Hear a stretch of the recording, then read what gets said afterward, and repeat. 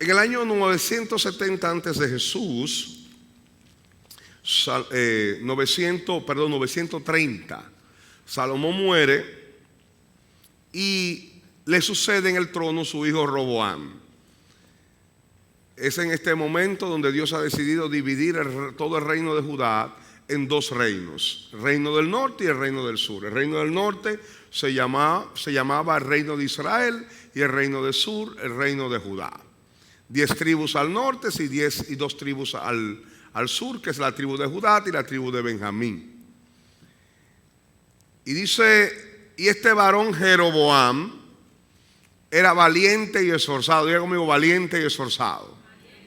Y viendo Salomón al joven, que era hombre activo, le encomendó todo el cargo de la casa de José.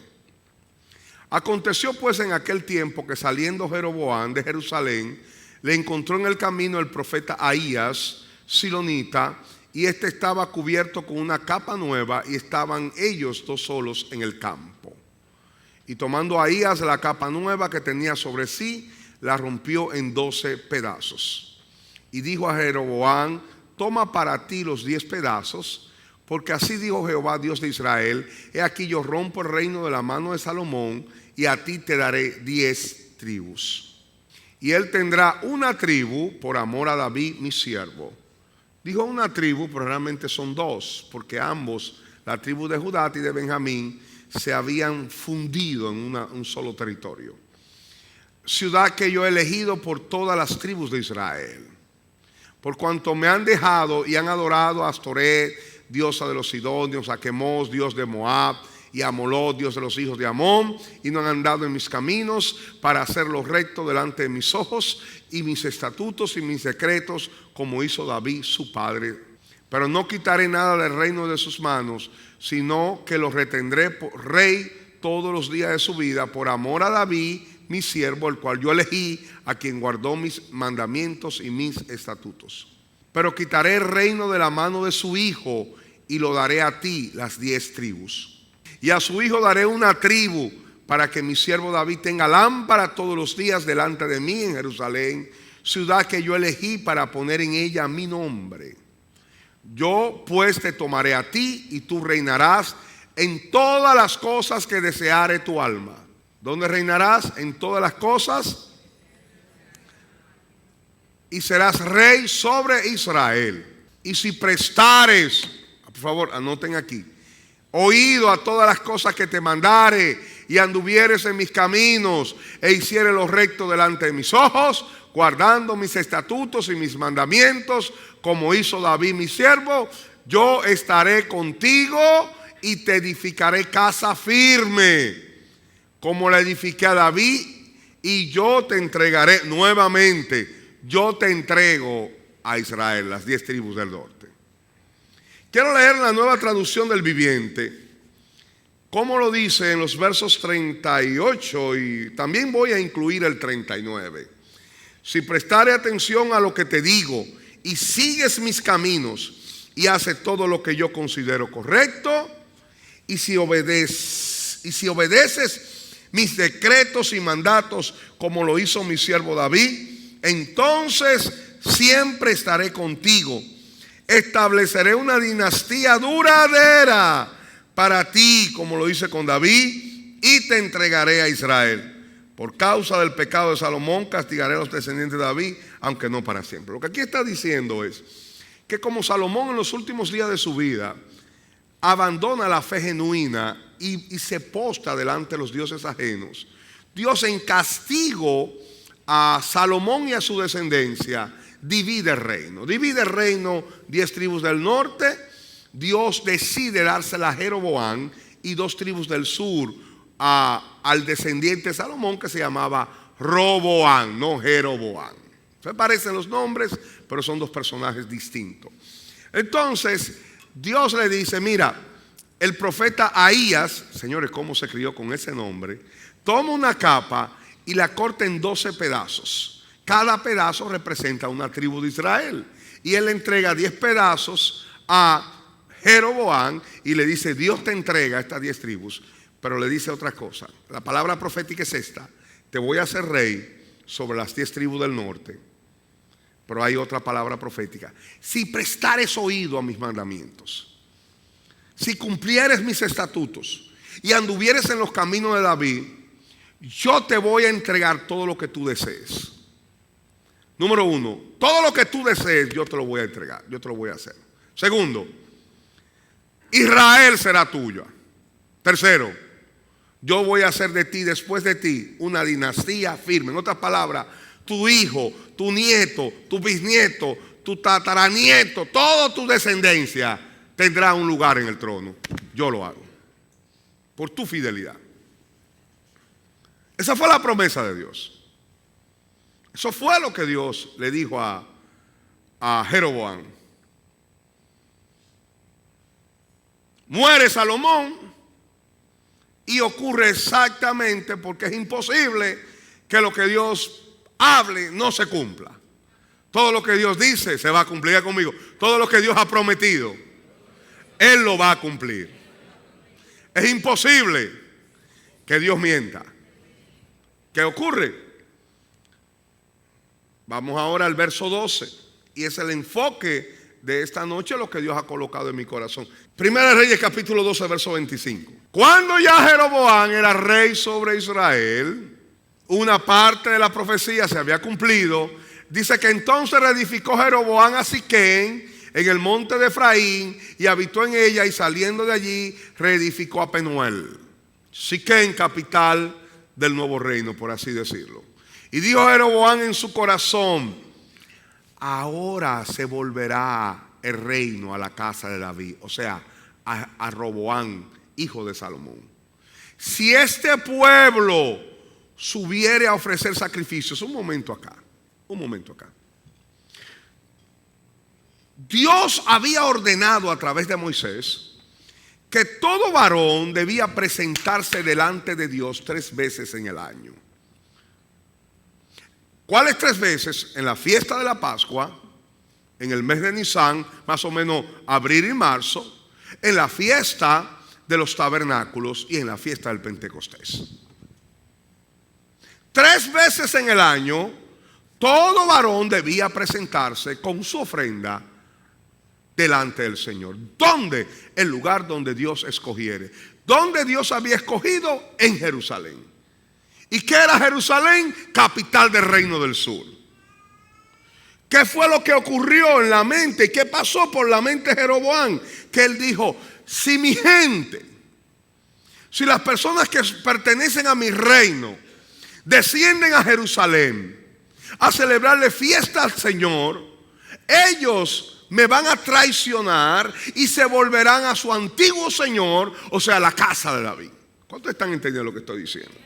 Voy a leer ahora para que ustedes entiendan. Si este pueblo subiere, ¿por qué subir? Porque Jerusalén está encima de un monte. A ofrecer sacrificios en la casa de Jehová en Jerusalén, porque el corazón de este pueblo se volverá a su señor Roboam, rey de Judá, y me matarán a mí. Y se volverán a Roboam, rey de Judá. ¿Qué fue lo que Dios le dijo? Si tú me fueres fiel, yo te entregaré a Israel. Y yo haré de ti una casa firme, y todo lo que tú deseares, yo lo voy a hacer. Pero él escuchó los pensamientos de las tinieblas que le dijeron: si tú permites que ellos suban a Jerusalén, ellos se volverán detrás de nuevamente de la casa de David, y a ti te van a matar.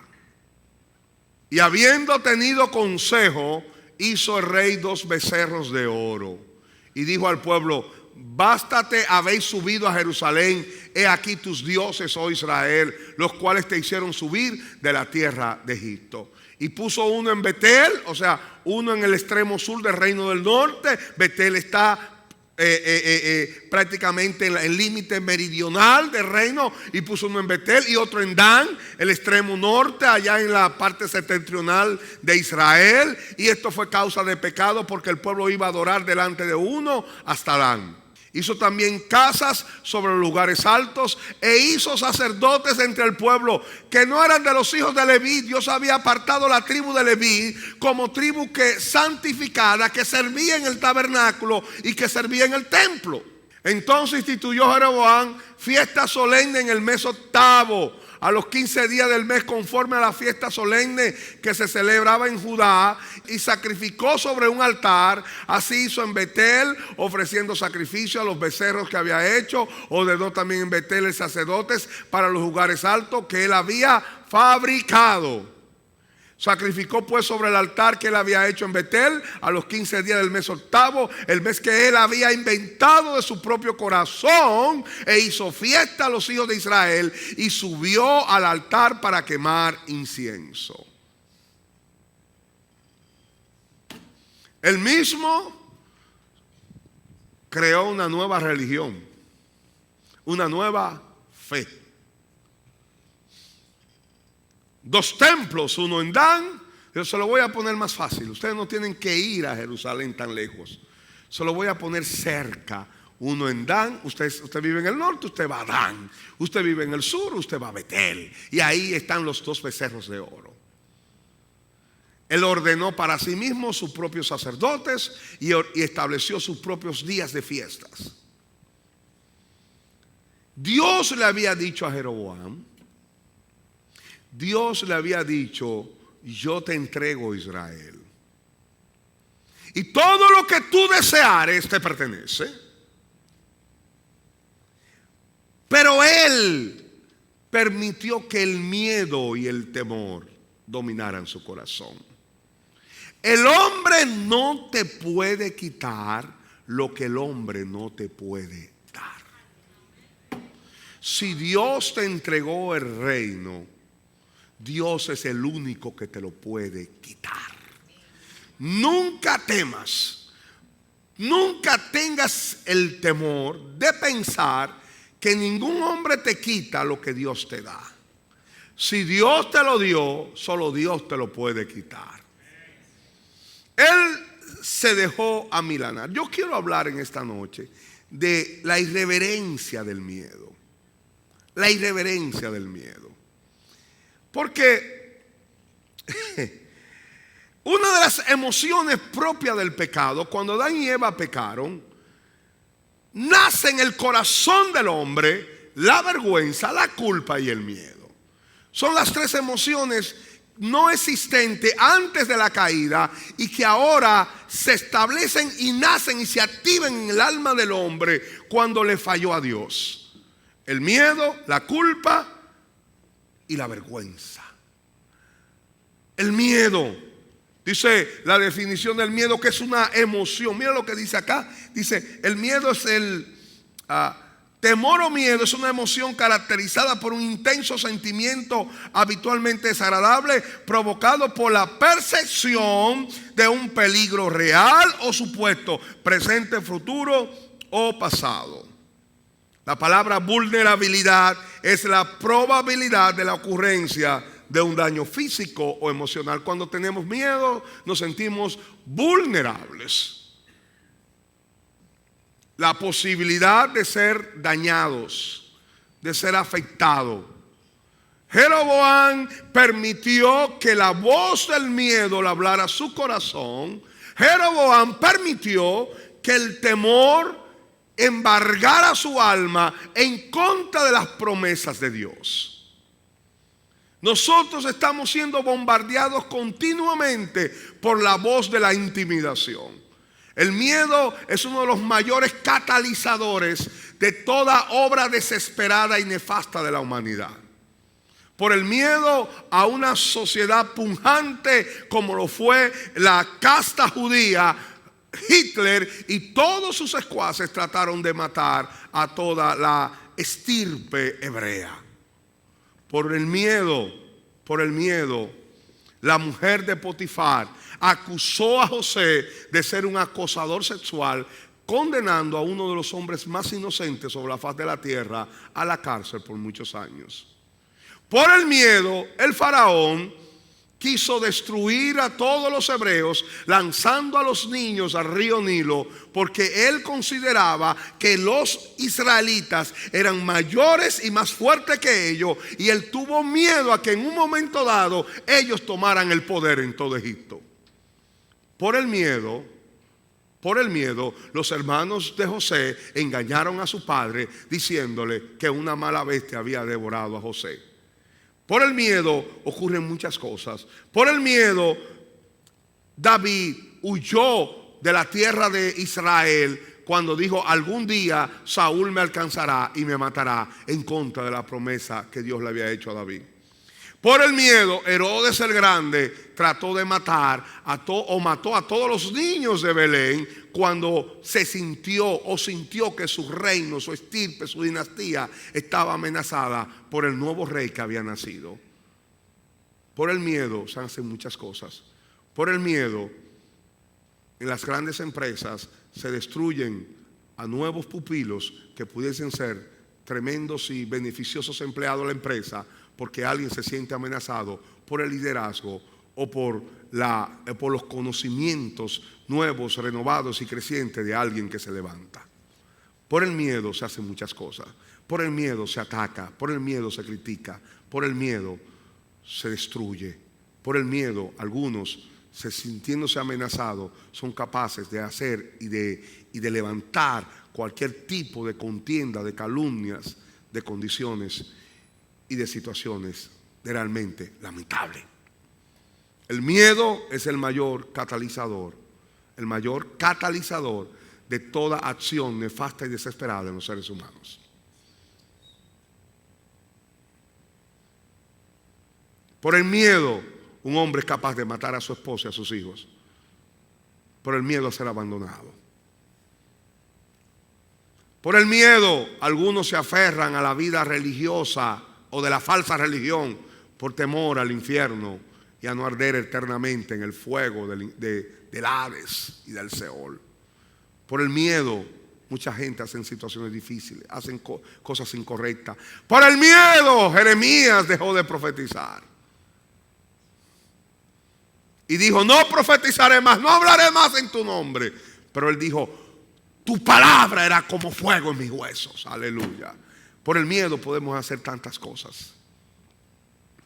Que nunca el temor gobierne nuestros corazones. Jeroboam tuvo miedo y dijo: si yo le permito que estas personas desciendan o suban a Jerusalén, ellos me van a abandonar, ellos me van a dar la espalda y no van a poder, y me van a matar y me van a quitar mi reino. Dios había dado una promesa. Yo quiero hablarle a ustedes en esta mañana algunas verdades. Número uno, Dios había prometido Dios le había dado una promesa a Jeroboam: te voy a hacer rey. Dios lo cumplió, fue rey. ¿Por qué Jeroboam tuvo miedo? ¿Acaso él no pensó, si Dios cumplió la primera parte de la promesa, el mismo Dios que lo cumplió también va a cumplir la segunda parte? Todo miedo tiende a negar la veracidad de las promesas de Dios.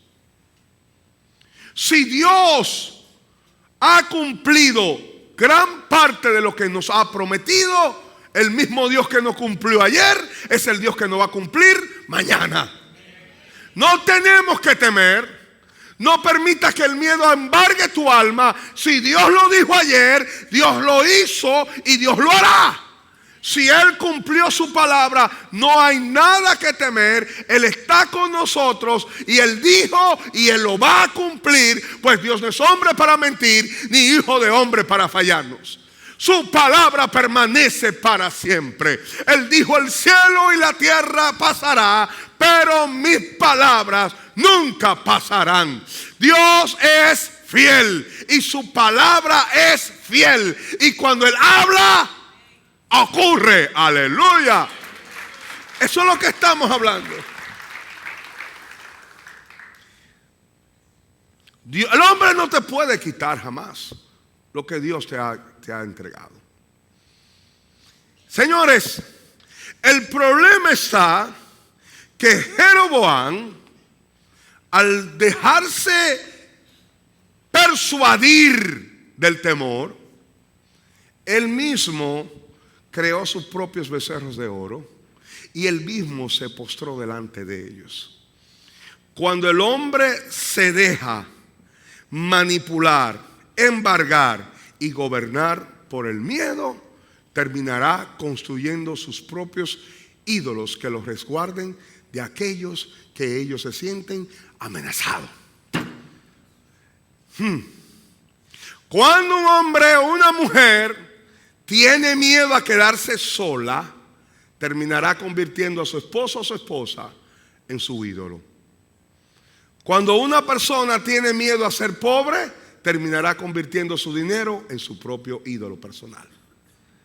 Cuando una persona tiene miedo a no tener con qué pagar las cuentas y no confía en la palabra de Dios que dice: joven fui envejecido y no he visto justo desamparado ni su simiente que mendigue pan. O no dice la palabra en el Salmo 23: Jehová es mi pastor y nada me faltará. Pero cuando escuchamos la voz del miedo y hacemos caso omiso a las promesas de Dios, ¿qué pasa? Que muchas veces empezamos a adorar a nuestros empleos. Hay gente que tienen a sus empleos como su ídolo. Y hay personas que en un momento dado estaban pasando por momentos difíciles. No es que la piña estaba agria, es que no tenían piña. Y Dios le abre una puerta y le da un buen empleo.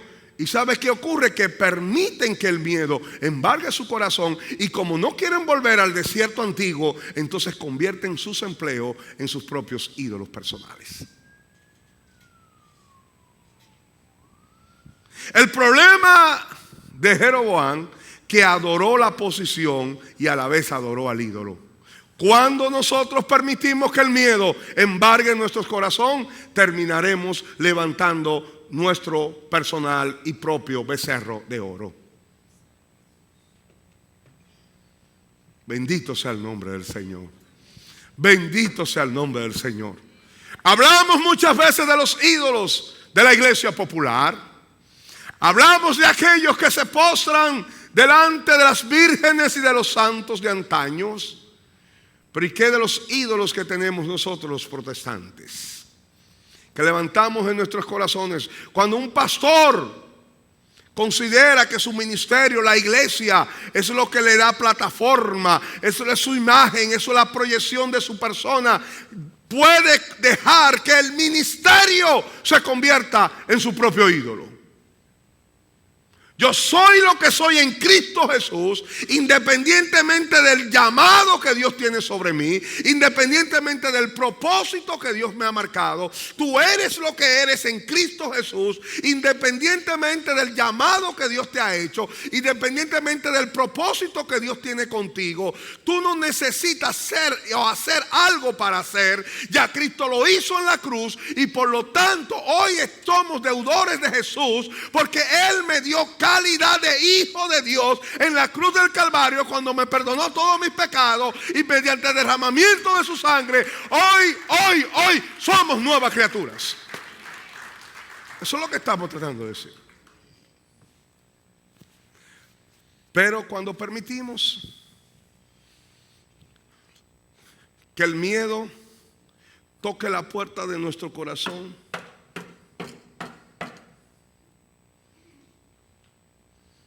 ¿quién es?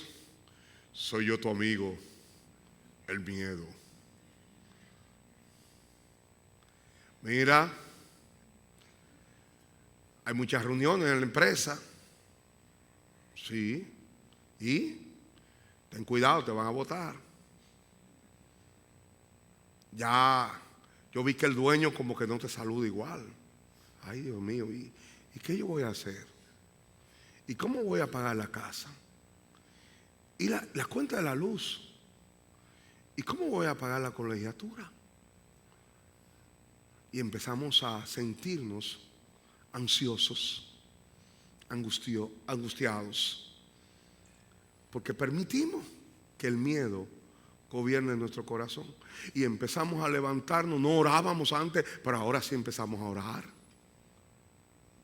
Señor, por favor, Señor, yo ahora ato en el nombre de Jesús todo espíritu. Y empezamos ahí. Y después que se descubre que todo es mentira, dejamos de orar.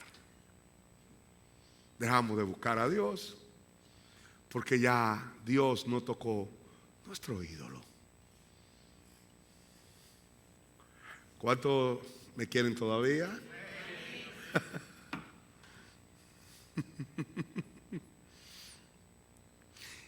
El propósito del temor es negar las promesas indelebles cuyo cumplimiento es inminente de Dios, para establecer ídolos de facto en el corazón del hombre.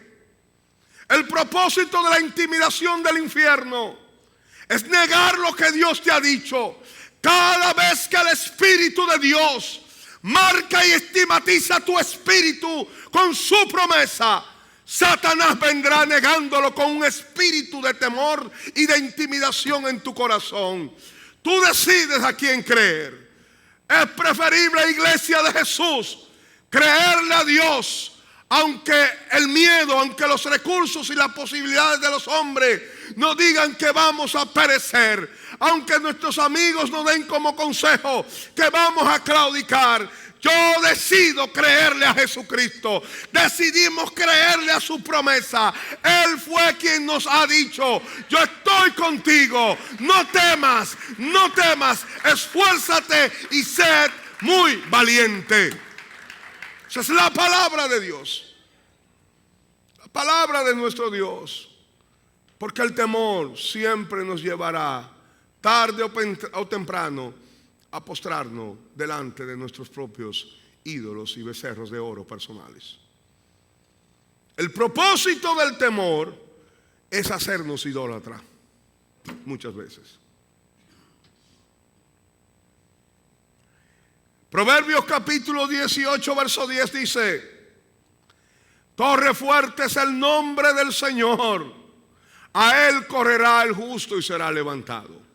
Muchas veces el Señor permite situaciones y crisis en tu vida, y Él está esperando que tú corras a su nombre, que es torre fuerte.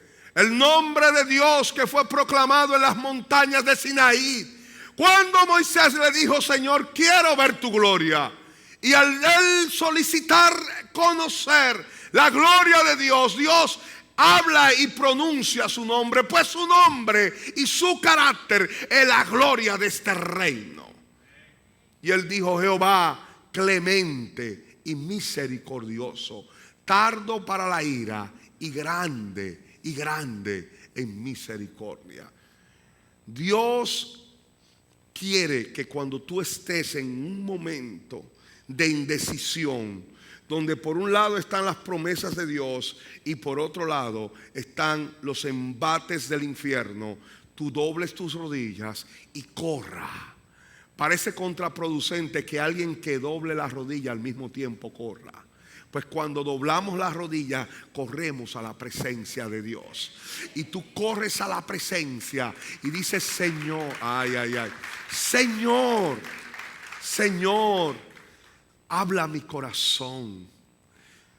Señor, tú me diste esas palabras, yo te doy las gracias. Y tú empiezas a adorar a Dios, y tú empiezas a proclamar la grandeza de su nombre. Señores, les voy a decir algo muy importante.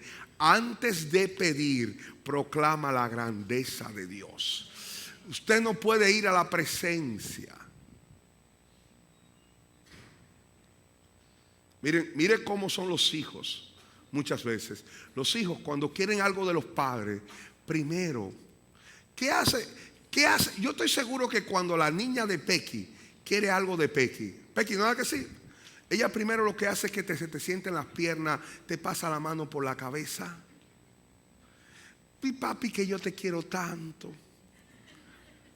Mi papi, el papi más lindo del mundo, aunque no sea verdad, pero lo dicen.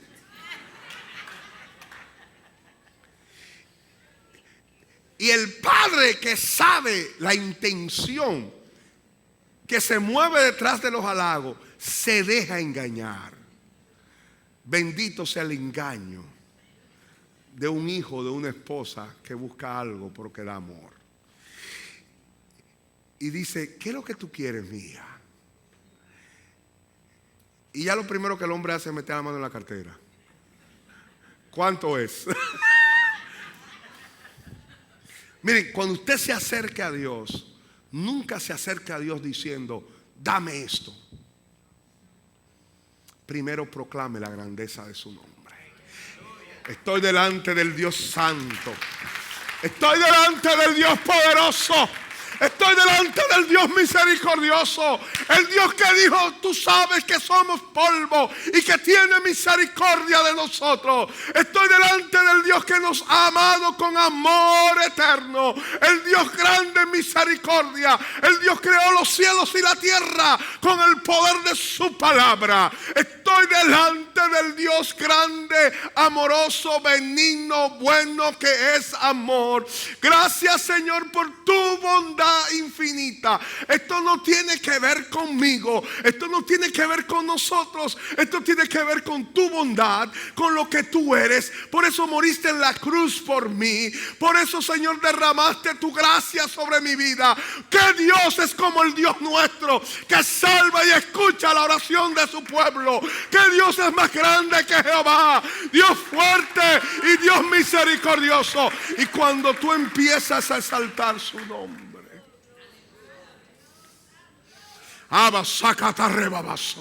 entonces tú dices, pero esto, Señor, me está partiendo el alma.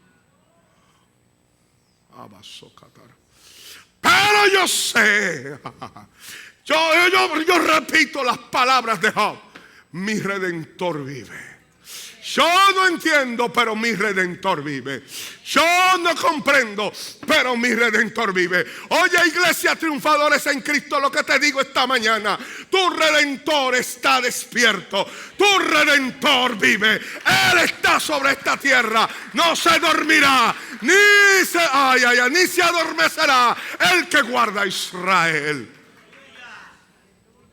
Cuando tú le adoras y proclama la grandeza de su nombre y derrama tu alma cual agua delante de la presencia de Dios, entonces viene después la acción de gracias. Gracias porque ya lo hiciste. Una declaración de fe. Y sales levantado. Y entonces, a diferencia de Jeroboam, le digan a todo el mundo: vayan a adorar a Jehová de los ejércitos en Jerusalén, y yo voy con ustedes. Y vamos todos y adoramos. Porque el problema de Jeroboam fue que escuchó la voz del temor. David tenía 600 hombres. David escuchó la voz del miedo cuando Satanás le dijo a su corazón. Dios le había dicho: no salga de Judá, pero Satanás le dijo: Saúl te va a matar. Y dijo que David dijo en ese momento: al fin Saúl me alcanzará y me matará. Pero Dios había prometido que David sería rey. David sale de los entornos del rey Saúl y se va a vivir con los filisteos. Y allí comete montones de errores. Hasta que un día, él, estando con sus 600 hombres, vuelve a la aldea Siclag para descubrir que la aldea está completamente quemada y que todos los amalecitas habían robado a sus hijos, habían robado a sus esposas y se habían llevado todo el ganado y habían quemado todas las casas. Y dice la palabra que 600 hombres, incluyendo David, 601, se postraron a llorar con todas. Usted se imagina 600 hombres llorando a gritos con todas sus fuerzas. Y David se preocupó más porque todos hablaban de matarlo. Todo esto que nos está pasando es por culpa de David. ¿Por qué? Porque el miedo les habló a los hombres y le dijo: Tu familia, ustedes no lo van a volver a ver. Los hijos de ustedes quizás estén muertos. Los llevaron como esclavos. Jamás van a recuperar a su familia. Señores, estamos ante una vulnerabilidad muy intensa. Perder nuestros hijos, perder nuestras esposas es algo que produce ansiedad, dolor, angustia en el corazón de cualquier persona. Y dice que David lloró hasta que no le quedaron fuerza. Pero hubo un momento de luz y dice en un momento dado, pero David se fortaleció en Jehová y dijo, tráiganme el efod. El efod era colocado sobre el sacerdote cuando entraba a la presencia de Dios. Cuando te sientas que el miedo toque a tu puerta, es tiempo de ponerte el efod, en la cobertura, el traje para entrar en la presencia de Dios. Tráiganme el efod, tráiganme el efod.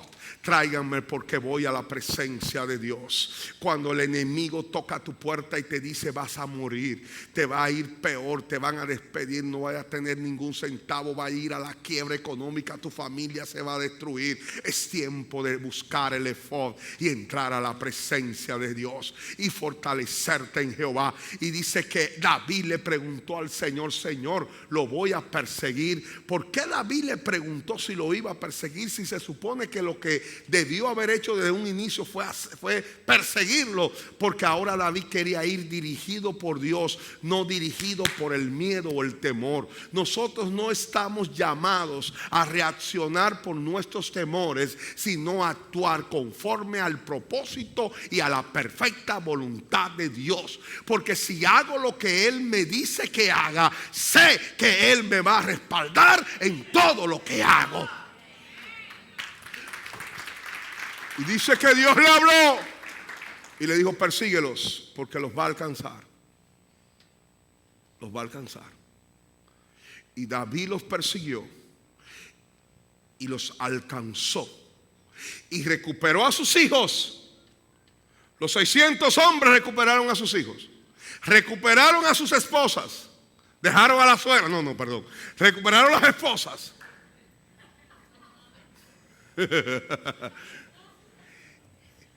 Y dice que había un botín tan grande. Recuperaron lo que el enemigo les robó. Pero junto con el botín que el enemigo les robó, había un botín aún mayor. ¿Y tú sabes cómo llegó David? Repartiendo recursos. Vino lleno. Porque si tú no le haces caso a la voz del miedo, pero confías en Dios y te deja dirigir por Dios, Dios tiene para ti un gran botín. ¿Y qué va a pasar? Que cuando Dios te bendiga, el botín no es para ti. Cuando estoy hablando de botín, no estoy hablando de dinero, estoy hablando de bendición. La bendición no es solo para ti, es para que tú repartas. Y es para que tú bendigas a otro en el nombre del Señor. Amén. Dale un aplauso fuerte a Jesús. Pongámonos en pie, amados.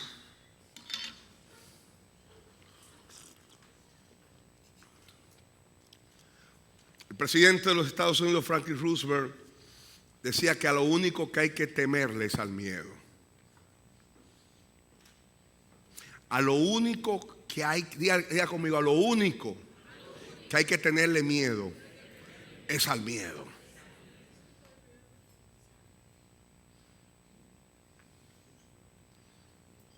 Porque el miedo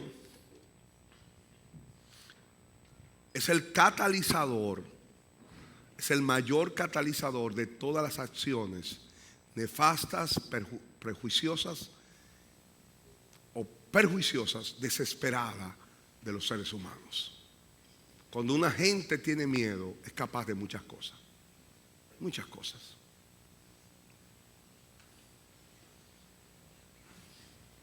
Dios no se mueve en el miedo. Dios se mueve en el propósito. Cual presa que se siente acorralada. Ustedes no han visto esos ratones cuando la gente le cae atrás. Y llega un momento en que el ratoncito ya se siente ¿cómo se vuelve una fiera? Yo tengo conocí una hermana que, bueno, partió ya con el Señor. Ella era una hermana bastante gruesa, de contextura física gruesa. Y ella iba en un motoconcho, en uno de los barrios más pobres de Santiago. Y las calles, recuerdo, estaban bastante en mal estado. Y cuando ella iba, el motor iba zigzagueando por las calles porque el camino era muy pedregoso, muy tumultuoso. Y ella pensó, o el enemigo le hizo pensar, tú ves esa piedra que está allá adelante. El motorista va a chocar con la piedra y se van a accidentar. ¿Y tú sabes lo que ella hizo? Que se tiró del motor. Una joven que era bastante pesada y se quebró una pierna. Y el motoconchista, al llegar a la piedra, lo que hizo fue que lo eludió y siguió adelante.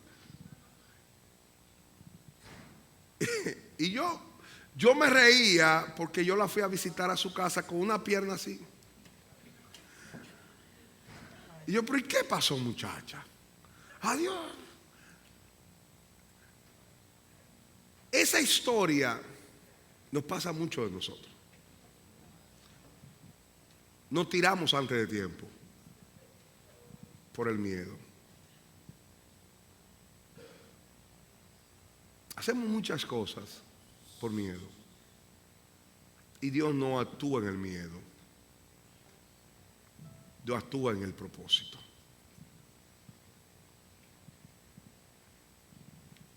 Cuando los filisteos fueron a buscar la vida de David, dice la palabra, siendo el rey de Israel, ellos no fueron a pelear con David. Ellos fueron con un propósito: maten a David. No se preocupen por el ganado, no se preocupen por las ciudades. No. Es más, no se preocupen por nada. El propósito es maten a David. Mátenlo. ¿Sabe lo que Dios le dijo a David? No subas, rodéalo. Y cuando oigas el sonido de la balsamera, sal porque yo estoy contigo. Es el dominio propio de no dejarnos manipular por el temor ni el miedo, sino por la guianza del Espíritu Santo en el propósito de Dios.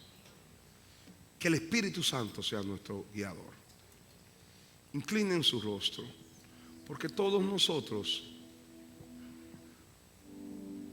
en un momento dado de nuestras vidas, nos hemos dejado manipular por el miedo. El celo es un miedo manifestado. Miedo a perder a la esposa, miedo a perder el amigo, miedo a perder la posición. ¿Cuánta gente han sufrido por el miedo? El pueblo judío, a ser un pueblo progresista donde quiera que llegue, en toda la historia fue perseguido en España, en los tiempos de los reyes católicos, en Alemania, en los tiempos de Lutero, en la Alemania nazi. ¿Por qué? Porque ellos eran una amenaza. O sea, ellos parecían amenazantes a la clase poderosa. ¿Por qué muchos gobernantes quieren perpetuarse en el gobierno? Porque tienen miedo que el próximo que llegue le exija razones por sus acciones. Y vemos en toda Latinoamérica presidentes que quieren perpetuarse en el poder porque tienen miedo. Tienen miedo que el que llegue le pueda decir: ¿y por qué hiciste esto mal? ¿Y esto qué pasó?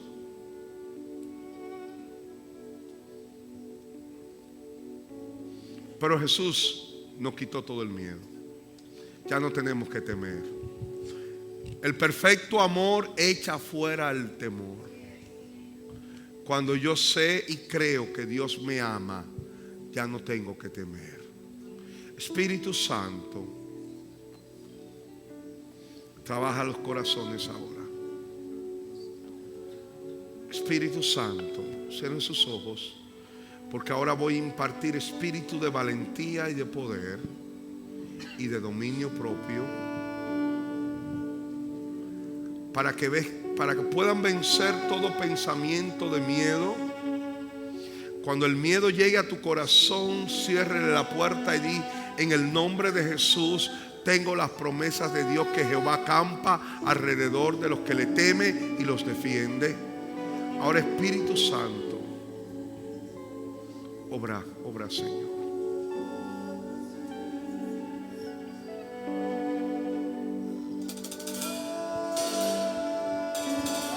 Espíritu Santo, toca ahora, Señor.